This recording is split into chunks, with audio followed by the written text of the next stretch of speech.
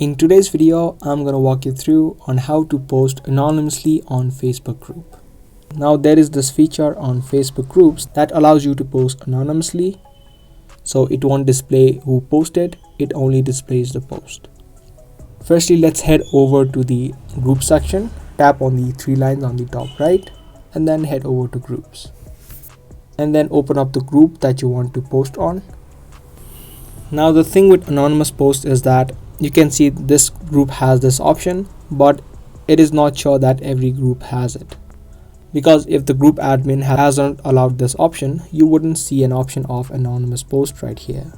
But if they have, you can simply tap on it and tap on I want to post anonymously.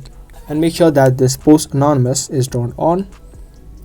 And now you can type in anything, or maybe you can add in photos or videos of your likings. And after that, you can tap on post on the top right. So I hope this video helped you out. If this video was useful, make sure to let us know by giving this video a thumbs up.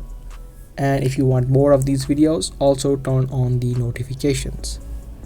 That's all for today, and I'll be back with more similar videos. Thanks for watching.